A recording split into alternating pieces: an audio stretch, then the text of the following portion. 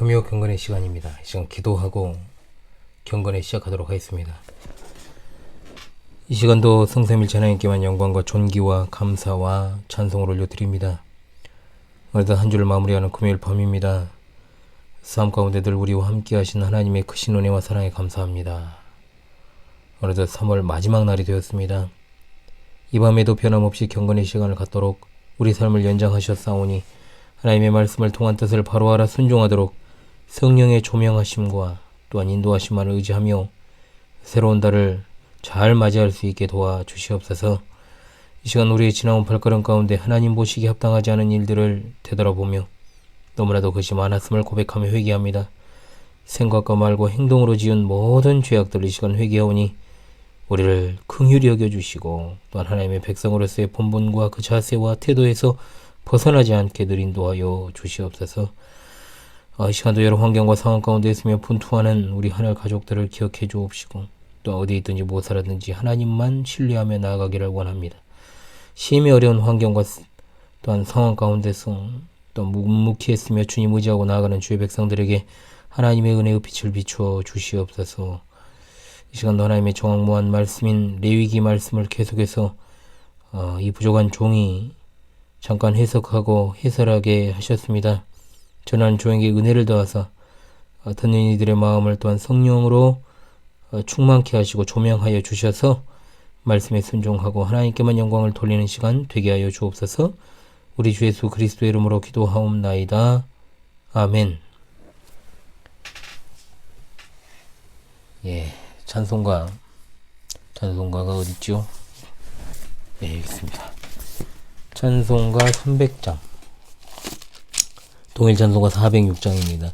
대찬송가 300장, 동일 찬송가 406장을 함께 부르겠습니다. 찬송가 300장, 동일 찬송가 406장이 되겠습니다.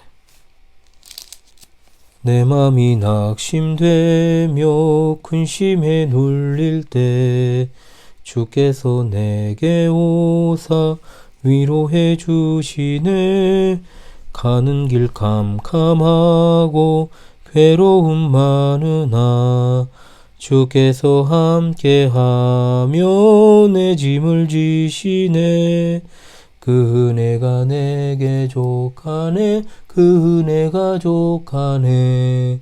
이 괴로운 세상 지날 때 그 은혜가 족하네. 희망이 사라지고 친구 날 버릴 때 주 내게 속삭이며 위로해 주시네. 싸움이 맹렬하여 두려워 떨 때에 승리의 왕이 되신 주 음성 들리네. 그 은혜가 내게 족하네. 그 은혜가 족하네. 이 괴로운 세상 지날 때 그 은혜가 족하네. 번민이 가득 차고 눈물이 흐를 때 주 나의 곁에 오사 위로해 주시네. 환난이 닥쳐와서 어려움 당할 때 주님의 능력 입어 원수를 이기네. 그 은혜가 내게 족하네. 그 은혜가 족하네. 이 괴로운 세상 지날 때 그 은혜가 족하네. 아멘. 밤만 되면 코가 맹맹해지고 또 환절기. 환절기하고 상관없는 것 같은데요. 아무튼 간에 코가 또 맹맹하고 목이 칼칼합니다. 제 강설 본문은 레위기 18장입니다. 18장 1절로 30절의 말씀이죠. 레위기 18장 1절로 30절의 말씀인데 제가 다 읽진 않고요.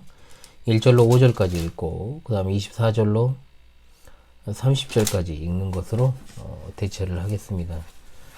중요한 핵심적인 앞뒤에 말씀만 읽겠습니다. 여호와께서 모세에게 말씀하여 이르시되 너는 이스라엘 자손에게 말하 이르라 나는 여호와 너희 하나님이니라. 너희는 너희가 거주하던 애굽 땅의 풍속을 따르지 말며 내가 너희를 인도할 가나안 땅의 풍속과 규례도 행하지 말고 너희는 내 법도를 따르며 내 규례를 지켜 그대로 행하라. 나는 너희 하나님 여호와니라. 너희는 내 규례와 법도를 지키라. 사람 일을 행하면 그로 말미암아 살리라. 나는 여호와이니라. 너희는 이 모든 일로 스스로 더럽히지 말라. 내가 너희 앞에서 쫓아내는 족속들이 이 모든 일로 말미암아 더러워졌고 그 땅도 더러워졌으므로 내가 그 악으로 말미암아 벌하고 그 땅도 스스로 그 주민을 토하여 내느니라. 그러므로 너희 곧 너희 동족이나 혹은 너희 중에 거류하는 고류민이나 내 규례와 내 법도를 지키고 이런 가증한 일에 하나라도 행하지 말라. 너희 전에 있던 그 땅 주민이 이 모든 가증한 일을 행하였고 그 땅도 더러워졌느니라. 너희도 더럽히면 그 땅이 너희가 있기 전 주민을 토함같이 너희를 토할까 하노라. 이 가증한 모든 일을 행하는 자는 그 백성 중에서 끊어지리라. 그러므로 너희는 내 명령을 지키고 너희가 들어가기 전에 행하던 가증한 풍속을 하나라도 따름으로 스스로 더럽히지 말라. 나는 너희 하나님 여호와이니라. 아멘. 예, 레위기 18장 성도덕에 관한 법을 하나님께서 말씀하십니다. 거룩을 위한 삶의 규례 속에서 이제 에베오 타락과 피를 금하시는 것 다음으로 가장 먼저 언급되고 있는 것이 성적인 문제입니다. 레위기 1장에서 16장까지는 공적인 문제를 다루었다라고 한다면 17장부터는 개인적이고 이제 윤리적인 문제를 다루는 새로운 단락이다라고 이제 말할 수 있겠습니다. 그 가운데서 이제 18장은 한 걸음 더 나아가서 이스라엘 백성들이 준수해야 될 근본적인 윤리를 확립하고 그리고 또한 하나님의 백성이 금해야 될 성적 결합의 대상을 이제 정의하고 있는 장입니다. 성도덕을 언급하는 이유는 그것이 바로 가족의 출발점이 되는 것이요. 또 사회의 근간을 이루고 또 하나님 나라의 거룩함이 출발하는 것이 바로 남녀 간의 결합이기 때문에 그렇습니다. 그러나 가나안 땅을 비롯한 이방 민족들은 이런 성적인 결합이 극도로 음란하고 문란해져 있었기 때문에 자칫 이스라엘 민족이 가나안 땅에 들어가서 그러한 잘못된 성적 문란에 물들 염려가 있었고 또 공동체 전체가 무너질 수도 있는 여지가 있었기 때문에 하나님께서는 확실하고 강하게 18장에서 말씀을 하고 계십니다. 그래서 이스라엘은 이들보다 먼저 가나안 땅에 거주하던 민족들처럼 행하지 말라 라고 하는 표현이 무려 7번이 나옵니다. 또 하나는 나는 여호와니라는 표현도 6번이 등장을 하죠. 즉 18장에 나오는 이스라엘이 지켜야 될 성윤리는 하나님의 거룩한 백성으로서 이스라엘이 그 주변 나라들과 구별되어야 된다는 것을 가르치고 있습니다. 이것은 도덕법으로 지금까지 유효한 법입니다. 자, 우리 주님께서는 오히려 더욱더 강화된 성도덕을 말씀하셨습니다. 또 간음치 말라 했다는 것을 너희가 들었으나 나는 너희에게 이르노니 여자를 보고 음욕을 품는 자마다 마음에 이미 간음하였느니라 말씀하십니다. 자, 18장의 내용은 네 부분으로 나누어서 상고할 수가 있겠습니다. 먼저는 1절로 5절 제가 읽었던 내용이죠. 이방의 풍습들을 피하라는 권고. 그리고 6절로 이제 18절까지 말씀은 소위 우리가 말하는 근친상간, 근친으로 간주가 되는 성적인 결합들에 관해서, 그리고 세 번째는 19절에서 23절 금해야 될 가나안의 풍습들에 관해서, 이것은 주로 성적 탈선들을 가리키고 있죠. 그리고 네 번째, 이제 앞선 위의 규례를 범했을 경우에 임하게 되는 결과에 대한 것입니다. 오늘 말씀을 통해서 이 시대에 만연한 성윤리의 어떤 의식의 결여를 바르게 진단하고 또 하나님의 거룩한 백성으로서 이러한 성도덕을 바르게 지켜야 될 이유가 무엇인지에 대해서 우리가 신약교회 성도로서 바르게 적용하고 이해하는 은혜의 시간이 되기를 간절히 소망합니다. 자, 첫째로 1절로 5절이죠. 이방의 풍습들을 피하라는 하나님의 명령입니다. 2절과 4절에 아주 중요한 문구가 나옵니다. 나는 너희 하나님 여호와라. 자, 5절, 6절, 21절의 말씀 나는 여호와니라. 분명 짧은 표현으로 등장을 합니다. 이와 거의 동일한 표현들이 십계명의 서러운 부분에 나타납니다.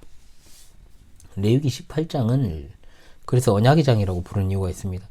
신의 산 언약에서 주어진 기본적인 진리들을 갖다가 이것에 이제 함축시키고 있기 때문입니다. 나는 여호와니라.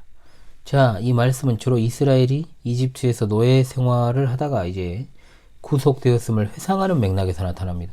하나님께서 모세에게 자신의 이름 여호와의 의미를 계시하셨을 때 하나님이 이 계시를 이집트의 노예 생활에서부터 자신의 백성을 구원하여 가나안 땅으로 인도하시겠다라고 하는 그 약속과 연결시킨 것입니다. 나는 여호와라. 내가 이집트 사람의 무거운 짐 밑에서 너희를 빼어내며 그 고역에서 너희를 건지며 편팔과 큰 재앙으로 너희를 구속하여 너희로 내 백성을 삼고 나는 너희 하나님이 되리니 나는 애굽 사람의 무거운 짐 밑에서 너희를 빼어낸 너희 하나님 여호와인 줄 너희가 알지라. 아멘. 자, 따라서 나는 너희 하나님 여호와니라. 이 짧은 구절은요, 하나님이 이스라엘 위해 행하신 일, 그리고 하나님께서 이스라엘을 자신의 백성으로 만들기 위해 어떻게 이들을 선택하셨는지를 상기시켜 주는 겁니다. 하나님과의 언약관계를 맺은 하나님의 백성은 단순하게 형식적인 의무가 아니라 구속해 주신 하나님의 은혜에 대한 사랑의 응답으로 율법을 지켜야 했다는 것이죠. 하나님의 계명을 행하는 것이 의요 그가 사람에게 영원한 생명이 되는 것입니다. 그래서 5절에 너희는 내 규례와 법도를 지키라. 사람이 이를 행하면 그로 말미암아 살리라. 나는 여호와이니라. 죄의 결과는 죽음이요 의의 결과는 생명입니다. 이것은 영원한 진리입니다. 그러나 모든 사람이 죄인이며 또한 하나님 앞에서 완전한 의를 이룰 수 없는 죄인들이요 곧 뿌리 깊은 죄성을 가진 죄인들이기 때문에 하나님의 아들 예수께서 오심으로 말미암아 우리를 위해 십자가의 대속제물이 되셨고 또 우리의 완전한 의가 되신 줄로 믿습니다. 신약은 구약에서 그토록 기대되었던 이러한 완전한 삶이 영생이라는 사실을 가르쳐 줍니다. 사람이 율법을 지키면 영생을 누립니다. 그래서 우리 주님은 내가 율법을 폐하러 온 것이 아니요 완전하게 하려 오셨다고 말씀합니다. 즉 율법의 완성자가 되시며 율법의 실체가 되시는 예수 그리스도의 말씀을 지키는 것이 곧 영생에 이르는 길이라는 것을 보여주신 것입니다. 진실로 진실로 너에게 이르노니 사람이 내 말을 지키면 죽음을 영원히 보지 아니하리라. 아멘. 자, 이제 본론으로 들어가서요. 6절로 18절에 나오는 이 금지된 성적 결합, 소위 근친상간, 여기에 관한 내용입니다. 이제 개혁 성경은 고륙지친이라고 되어 있습니다. 자, 개혁 개정 성경은 살부치라고 이제 표현을 하고 있죠. 자, 그래서 이 6절의 말씀은 7절 이하에 나오는 상세한 규례들을 포괄하는 이제 기본적인 원칙입니다. 고륙지친 또는 살부치라는 말은 창세기 2장 23절에 아담이 하와에게 말한 그의 살 중에 살이라는 표현으로 번역될 수 있고요. 그 하체를 범하지 말라. 이 말씀은 그의 벌거벗음을 드러내지 말라는 뜻입니다.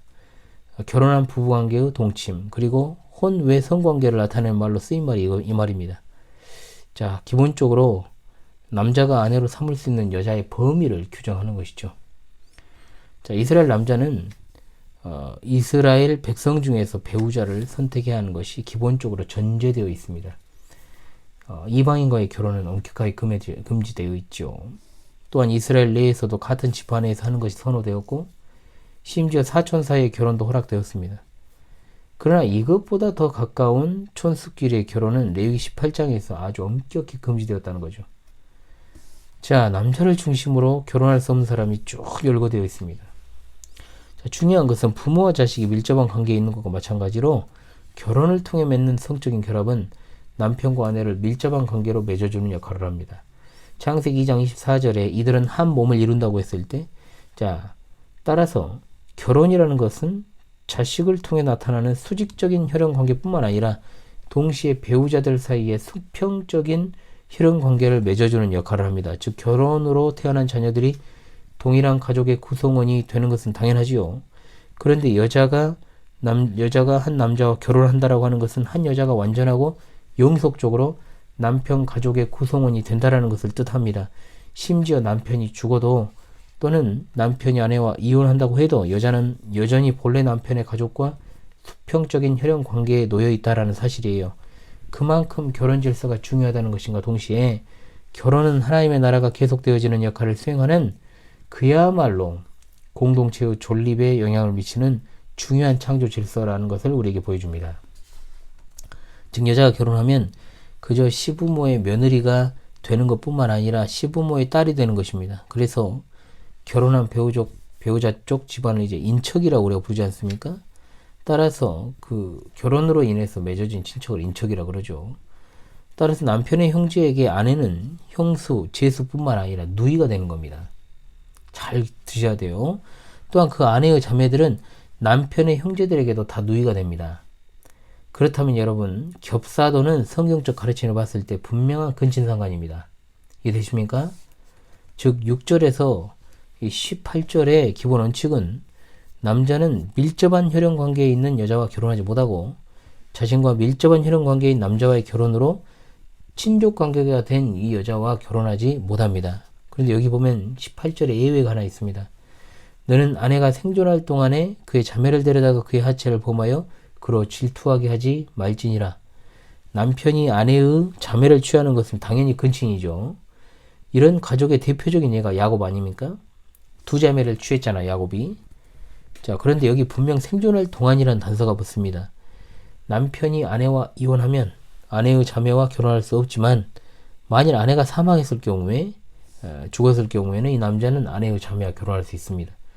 여인이 아이를 낳지 못한 채로 과부가 되었을 경우에는 이 여인의 시부 또는 시동생이 이 여인과 결혼해서 죽은 형제의 이름이 이스라엘 중에 이어지도록 해야 하는 규정이 있습니다. 신명기 25장, 창세기 38장, 룻기 그리고 마태복음 22장에서 그 28절까지 22장 23절에 28절까지. 자, 이것은 그만큼 고대 사회에서 자녀의 중요성이 얼마나 큰 것인지를 보여주는 신뢰라고 할 수 있으나, 자, 이것을 현대 사회에 적용하는 그 문제가 있죠. 분명히 말씀드릴 수 있는 것은 가나안 땅에 있는 민족들이 짐승과도 같은 문란한 행위를 많이 했기 때문에 하나님께서 이런 질서를 주신 것입니다. 현대사회 속에서 드라마를 통해서 한참 전부터 은근하게 근친을 조장하는 일들, 대부분 아침 드라마가 많았죠. 출생의 비밀은 무조건 있어야 됩니다. 단골 소재죠.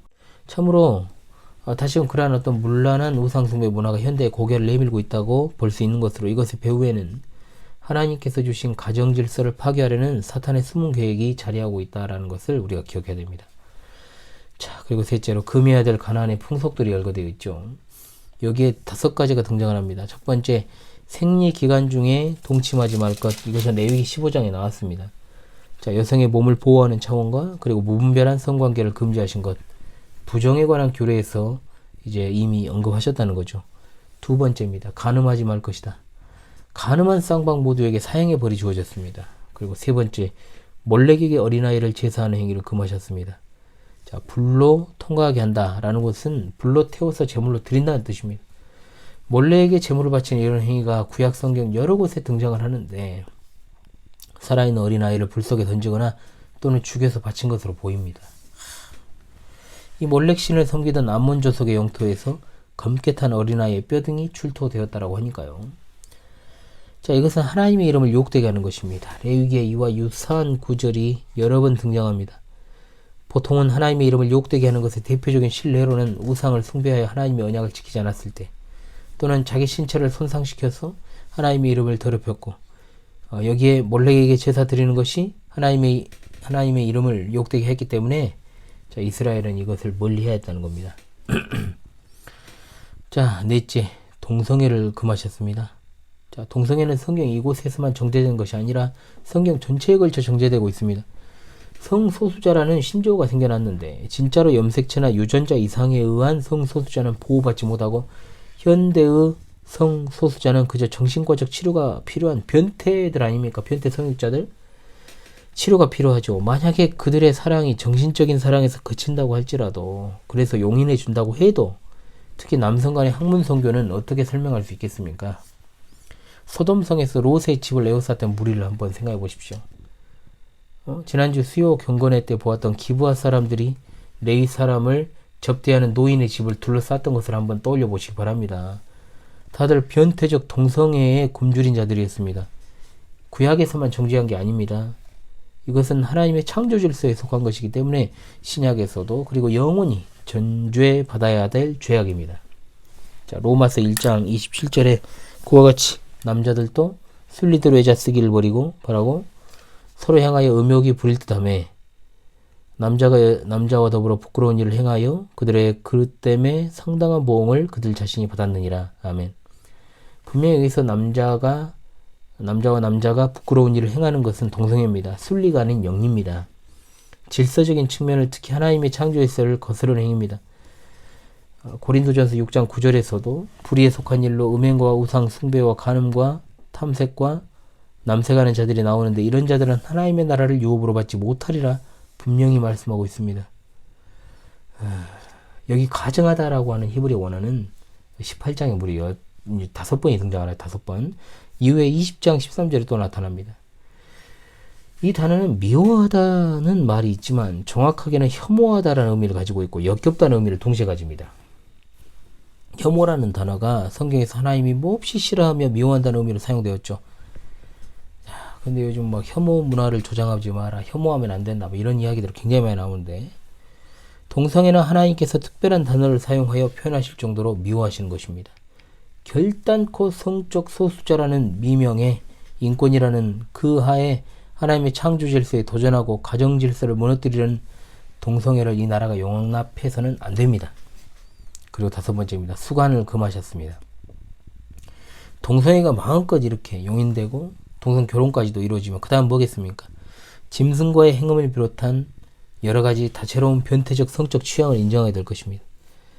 또한 인권이라는 미명에 또 합법화하는 시도를 하겠죠.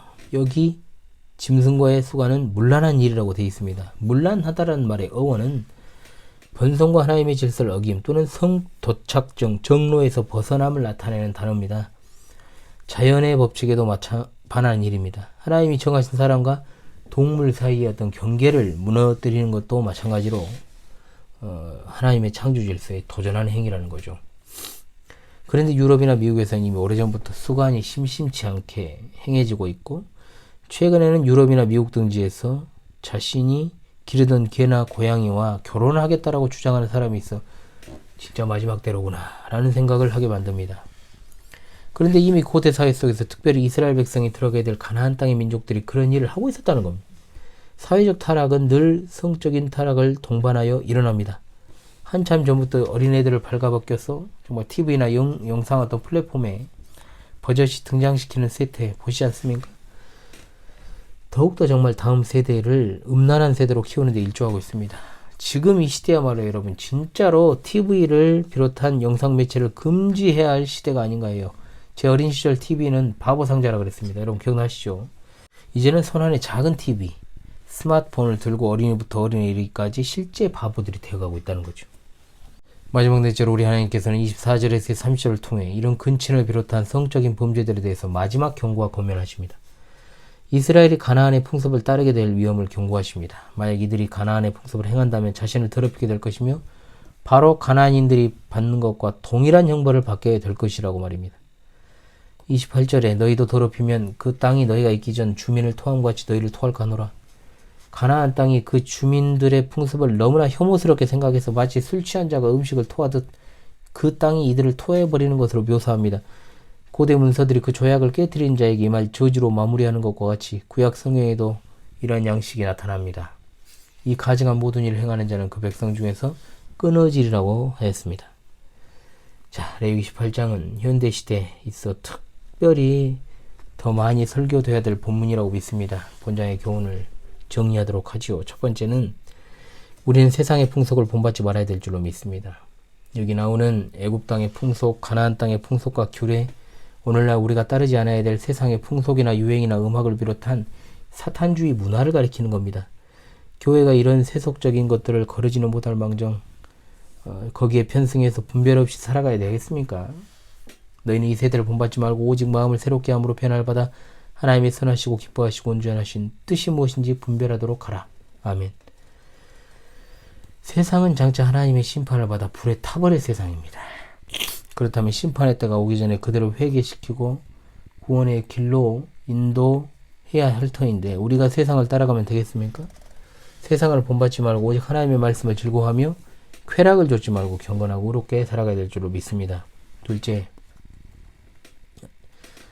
우리 신자들은 혼인언약을 더없이 소중하게 여기고 이 시대 음란한 행위들의 마음을 쏟거나 동조하지 않아야 될 줄로 믿습니다. 정말로 여기저기 곳곳에 음란한 일들이 많이 있죠. 그리고 TV를 통해서 매체들은 성을 상품화해서 사람들의 정신세계를 앗아갑니다.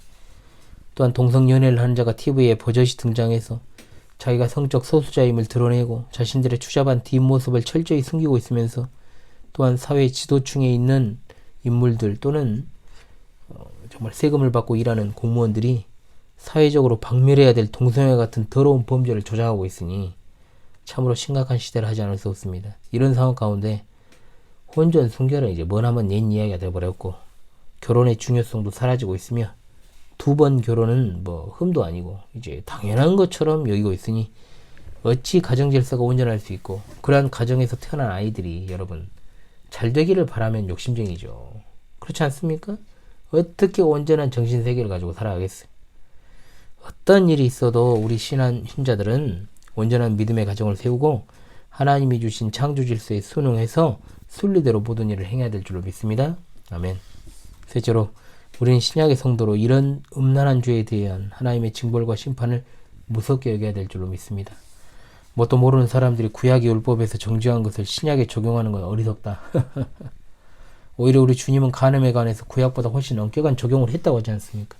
구약의 율법에서는 결혼한 남자가 이혼을 했다 안 했다 관계없이 또 다른 아내를 취할 수 있었으며 결혼이나 약혼하지 않은 여자와의 성관계는 간음으로 정죄받지 않았습니다. 예수님은 그런데 이 모두를 갖다가 다 간음으로 규정하셨습니다. 즉 성과 관련해서 우리 주님은 남자와 여자가 완전한 상호적 관계다라는 것을 보여주셨어요. 심지어 우리 주님은 여자를 보고 음욕을 품는 것도 간음이라고 했으니 레위기 18장의 법은 신약의 빛 아래서 더욱더 확실하게 지켜야 될 항구적 도덕법입니다. 세상 법정은 어떻게 해서든 피할 길을 낼 수 있으나 하나님의 법정 앞에서는 피할 길이 없습니다. 하나님의 형벌을 두려워한다면 우리는 마땅히 이와 관련된 죄악들을 낱낱이 회개하고 그러한 죄악의 길로 가는 자들을 바른 길로 인도해야 될 줄로 믿습니다. 아멘. 오늘 상당히 길었죠, 여러분? 예, 찬송가 422장입니다. 이건 통일 찬송곡 수록곡은 아닙니다. 찬송가 422장 거룩하게 하소서. 찬송가 422장 거룩하게 하소서 진리의 주님이여 나의 맘의 죄악을 불태워 주옵시고 쓰심에 합당한 깨끗한 그릇으로 쓰임받게 하소서 하나님 나라 위해 사랑하게 하소서 사랑의 주님이여 십자가로 우리를 화목해 하셨으니 마음과 뜻 모아 정성을 다하여서 봉사하게 하소서 하나님 영광 위해 기도하게 하소서 응답의 주님이여 나의 생각 나의 뜻 버리게 하옵시고 주께서 원하는 바른 뜻 깨달아서 응답받게 하소서 하나님 이름 위해 아멘. 예, 한 주간도 여러분 주 안에서 잘 보내셨습니까? 3월 한 달이 또 어떻게 지나가는지 모르겠습니다. 긴 달인데 31일까지 있는 긴 달인데 정말 3월 다 채우고요. 이제 단독 육아 저희 단독 육아가 3개월이 경과되었습니다. 시은이는 정말 무럭무럭 잘 자라고 있고 건강하게 잘 자라고 있습니다. 활동적인 것 같아서 또 좋아요. 단지 이런저런 이유로 바깥 활동을 많이 못 시켜줘서 미안한 마음이 많습니다. 처음이라 어렵지 익숙해지면 그 다음은 더 나아질 것이라고 생각을 합니다. 자, 방송 관련해서 특별한 사항은 없는 것 같습니다. 책을 이제 금요일에서야 보내게 되어서 참 죄송스럽습니다. 다음 주부터 본격적으로 하나님의 주권 읽기를 진행하면 될 것 같고, 금일 오전에 말씀드린 것처럼 자유롭게 진행하도록 하겠습니다. 이미 공지 드린 대로 월요일 커뮤니티 게시판을 통해 한 주간의 방송 일정을 잘 확인하시기 바랍니다. 4월에도 변함없이 알찬 방송이 되기 위해서 노력하겠습니다. 쉽지 않은 일상이지만 그래도 참으로 감사와 찬송이 넘칩니다. 오락가락하는 날씨, 그리고 이런 것들에 건강 유의하시고요. 특히 미세먼지가 호흡기에 좋지 않으니까 정말로 좋은 때임에도 불구하고 바깥 활동을 최소화하는 것이 좋을 듯 합니다. 자, 그럼 주말과 주일에도 하나님께서 주시는 충만한 은혜로 가득하시기를 바라겠습니다. 기도하고 금요 경건회를 마치도록 하겠습니다. 기도하겠습니다. 우리 하나님 참으로 감사합니다. 세상의 풍속을 본받지 않고 또한 음란한 세대 중에서도 중심을 잘 지키고 하나님의 창조 질서를 절대적으로 사수하고 우리의 가정을 작은 교회로 만들어 나가기를 원하오니 늘 바른 길로 인도하여 주시옵소서. 이번 주도 하나님의 은혜 가운데 마무리하고자 합니다. 아울러 지난 한 달, 즉 3개월, 3월 한 달간 우리와 우리에게 속한 모든 지체들과 늘 함께 해주셔서 감사합니다. 여러가지 공고한 상황과 환경에 지치지 않게 하시고 언제 어디서나 하나님의 귀한 뜻과 사명을 수행하는 일에 부족함이 없는 자들이 되게 하여 주시옵소서. 하나님의 함께 하심과 주시는 말씀에 있어 늘 깨어있게 하시고 말씀을 듣고 순종하며 또한 이 시대를 잘 분별하여서 신실한 믿음을 잘 준비하고 또 마지막 시대 순교적 신앙으로 살아가다 영광 중에 다시 오실 주님 잘 맞이하게 하옵소서. 이 밤에도 평안한 쉼을 주시고 밝은 새 아침을 열어 주시며 주말과 주일에도 하나님 함께 하심으로 예배와 교제를 통해 주의를 누리고 영적인 쉼을 얻고 육신도 회복되게 하여 주옵소서. 더할 나위 없이 아름다운 4월입니다. 이 4월을 통해 하나님의 귀하신 뜻을 깨닫게 되는 은혜가 있기를 간절히 원합니다. 우리의 삶의 애환과 고통을 살펴주시기를 원하오니 안위해 주시고 치료하시며 회복시켜 주옵소서. 진리 전쟁의 시대 영적으로 공고한 이들을 붙들어 주시고 주의 보호 아래 영적인 힘을 얻고 안위하여 주실 것을 믿습니다. 꽃피는 계절을 주신 주님, 남녘의 극심한 가뭄을 해결할 단비를 내려주시고 우리 주님 영광 중에 다시 오시는 그날을 속히 앞당겨 주옵소서.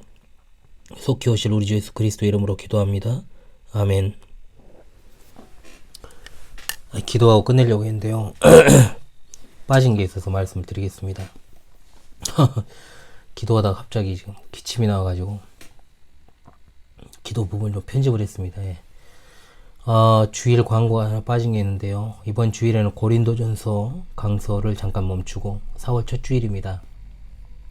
광주 신실한교회는 매년 4월 첫 주일을 우리 주님의 나으심과 부활을 기념하는 주일로 뜻깊게 보내고 있습니다. 그래서 이번 주에도 고린도전서 본문을 잠깐 내려놓고 6월절의 신비라는 주제로 말씀을 강설하고 또 주일 오후에도 요리문답을 잠시 멈추고 특강을 좀 진행하려고 합니다, 여러분. 그래서 그래도 실시간 방송은 차질 없이 진행이 되니까요. 각자 예배하시고 나중에 시간이 되시거든 함께 해주시길 바라겠습니다. 여러분 주말과 주일에도 주의 은혜로 평안하시기 바랍니다. 현월TV 윤목사입니다. 감사합니다.